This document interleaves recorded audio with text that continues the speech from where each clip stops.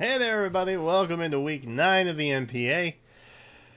Oh boy, we are back with our team builder against the Seattle Seakings, and good God, Joe. I mean, you can see the team down there. It's flipping ridiculous. I don't know who decided to let Joe get all that stuff, but shame on you. So quick disclaimer. We did have a couple drops in our team. We no longer have Nihiligo, Hitmonchan, or Gyarados. However, we do have 2 of the 3 that you'll see on there. We did pick up Omastar, we picked up Alolan Muck, and we picked up Hitmonlee. So some pretty strategic decisions on my part. I will definitely miss Nihiligo. You know, I felt pretty comfortable with it. But I think I'm even more comfortable with Muck, so that's why we ultimately made that change. We had to drop Gyarados to get Hitmonlee. I really wanted Hitmonlee. It's a more reliable rapid spinner. It gets unburdened, so we've got a little bit of potential speed control in that sense. And then Omastar is a good merging of Nihiligo and Gyarados, I think, in the sense that we don't lose any stab in the transactions, and we now have like a setup sweeper that I think might be a little more consistent than a Gyarados Dragon Dance, if that makes any kind of difference to you. But I figured it was late in the season. Let's try something different, and we'll just see how things go. So we're bringing 2 of the new mons this week, but before we get into that, let's take a look at Joe's team down there. Kyurem Black, however you want to pronounce it, Nidoqueen, Rotom Heat, Jellicent, Archeops, Regice, Mega Medicham, Kartana, Comfey, Beartic, and Kangaskhan. So I can definitely see a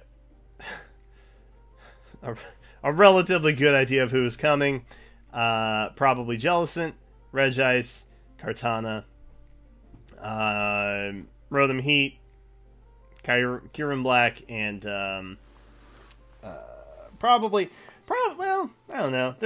I definitely see 8 possible mons that he's bringing. The ones I named, plus Nidoqueen and Mega Medicham and Comfey. So, though that being said, I feel relatively comfortable knowing or having an idea of which mons are likely coming first. So, it's a powerful team. Like, there's no getting past that. Again, if you saw the week 8 team builder, which I recorded right before this one, actually, spoilers. We didn't really have a whole lot of time to prep, and we had some new stuff in the process, so we're kind of winging it, man. Like, I don't want to say I'm throwing it, but we are definitely winging it. I'm not sugarcoating anything, fam. We are winging it this week. So, Pidgeot, Fox, Mega Pidgeot's back. We got Hurricane, Heatwave, U-Turn, and Hyper Beam. That's right, you saw that correctly. It's Hyper Beam. So we do have the Hyper Beam. It's just so dumb. I didn't really feel like I needed hazard removal because I had it with Hitmonlee this time. So I was like, well, let's Hyper Beam some stuff. It could be fun. You never know. It actually does a lot of damage. Like, a Mega Pidgeot Hyper Beam does a lot. We're not modest, but that didn't make like a huge difference. We had to be timid for a couple speed reasons on Joe's team, but yeah, it's it is interesting. It's definitely interesting. Hyper Beam could be good. We've got pivot potential with U-Turn, and then Heat Wave, Hurricane. Like, you know those moves are always coming, unless there's a random hidden power in there somewhere. We got Biggie Slimes, the newest addition, Alolan Muck, which the Biggie Slimes, one of my favorite nicknames ever. I actually came up with it during our debut live stream of Ultra Moon. I think it's Ultra Moon. I think it was Ultra Moon that we encountered Biggie Slimes. He actually took down Ultra Necrozma, which is pretty baller. But we got Substitute, Focus Punch, Poison Jab, and Knockoff with Figgy Berry and Gluttony. So we're almost assuredly getting a sub up, and we can Focus Punch that way. So if we have to come in against like scary things like Kyurem Black, the Regice, you know, whatever might be bulky or terrifying to deal with, we can get a free hit off with Focus Punch, or we can just knock off and Poison Jab. We're going pretty offensive this time around, and with good reason, because I feel like this game's just going to be like a slugfest, man. I feel like it's going to be a absolute slugfest. We have Tapu Bulu. Bulu's back. We're Assault Vest mainly because I couldn't pick an item. And we live certain ice attacks from certain ice mons on Joe's team. So we got Wood Hammer, Superpower, Zen Headbutt, and Stone Edge. The Zen Headbutt mainly for stuff like the Nidoqueen. If absolute worst comes to worst, we can assume that's choice or something like that. Ultimately, we don't ever want to be in against the Nidoqueen. We're not really fast enough to handle that. But that kind of is what it is. Nidoqueen's like the ultimate problem here. There's a slight chance that we didn't prep well enough for it, but Cresselia is there, as we'll get down to it, to hopefully take some of the burden here. But we got Zen Headbutt, Stone Edge. Stone Edge is going to do a lot to Regice if we land it, or the Rhythm Heat. We can live in Overheat, or we should be able to live in Overheat rather. The Wood Hammer, Superpower, just good coverage. Ultimately, I feel like it's just good coverage that we've got on Bulu to come in. Maybe force out some pressure or something like that. So yeah, we should be sitting pretty with Bulu. Bulu's not going to come in on anything. Bulu is going to come in and force a switch if need be. We got Hitmonlee with Grassy Seed. Lil Stretch is Hitmonlee. We are going Unburden. We have High Jump Kick, Knockoff, Poison Jab, and Rapid Spin. So Hitmonlee was kind of my answer to the speed control that we needed in this game. Because looking forward into matches, we're not really sitting well in speed tiers, and so I wanted an Unburden Mon that didn't necessarily kill us in type coverage and was relatively replaceable with what I already had, and obviously the hit was Hitmonchan. So Hitmonlee came in. We got Poison Jab for the Comfey. We've got Knockoff for anything that doesn't want to take a knockoff, and then High Jump Kick for Kyurem Black specifically, because that thing scares the bejesus out of me. But we can't outspeed Scarf Kartana. Like we are going to be the fastest thing possible, pending any kind of weird tailwind.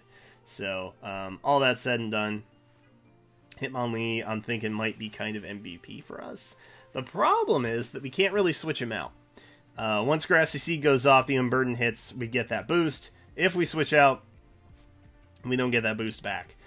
So we're going to have to kind of play it coy with Hitmonlee to maybe do like a late game sweep kind of situation. And that's, that mainly informs the coverage that we've got. Poison Jab for the Comfey that wants to come in and wall it. Knockoff for things like the Jellicent that otherwise would wall it. And then High Jump Kick to kind of handle everything else. So that's kind of where my head was. Again, it was a stressful week of team building. that's all I'm gonna say about that. We got Cuddles. Darmanitan is back. We're jolly. We're Choice Scarfed. We're very simple EV spreads this time around. We got Flare Blitz, U-Turn, Rock Slide, and Zen Headbutt. So everything but U-Turn is going to be boosted by their sheer force. We're Scarfed. We're very, very fast. So fast you don't even know. And if it's an Adamant Scarf Kartana, I think we outspeed it. I'll have to double check before the actual game takes place, but that's where we're sitting. Flare Blitz is going to do so much, man. Flare Blitz is going to do so much damage. It's absolutely insane. Rock Slide is there. Like, if the only problem I have is that it's choiced. If it were not choiced, I would feel very confident. But, it is choiced, so we don't have that move selection option like we would with a Life Orb. But the speed was necessary, so you gotta take the good with the bad, fam. You gotta take the good with the bad. This is kind of our one and done answer for everything. Everything that Cuddles has here is going to be super effective against something on the field. so he can come in and kind of do his thing if he needs to. And then we have Cresselia. We're bold, we have leftovers. This is kind of our only bulky thing, next to maybe Muck or Bulu, depending on the situation. We got Psychic, we got Toxic, we got Moonlight, we got Substitute. That's pretty much where we're at. That's pretty much where we're at. We're not running Calm Mind this time around. I didn't really feel comfortable with Calm Mind. Substitute is going to be our thing, so that we can't get statused, pending any kind of, you know, comfy situations. But I feel kind of okay with this one.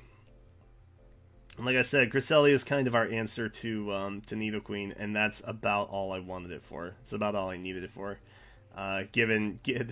Cresselia can only have so many EV investments, you know what I mean? So we had to kind of run with the ball this time. So that's what we got. We're bringing Crest. It's got Toxic. It's got Psychic. We're hoping for the best. Hey man, you know, we're nearing towards the end of the season. I personally have a little bit of burnout. We're gonna do our best. Similar to last week, as you guys saw. Do I think it's the optimum team? No, probably not. But again, time constraints are a thing, and I don't necessarily have time to really get everything done. And especially because I had to play like 3 games within 7 days of each other. Brutal. So we had to do a lot of team building, and then I had the March International Challenge on top of it that week. So I don't know. It is what it is. It's a shame that we weren't sitting a little bit prettier before the week of utter chaos hit. That being week 7 and on. But it is what it is. We'll do our best. We'll see what we can come up with here, and hopefully not embarrass ourselves too badly. But there you go. If you guys are hyped, leave a like. Thank you so much for watching. As always, I'm Blue, and I will catch you next time.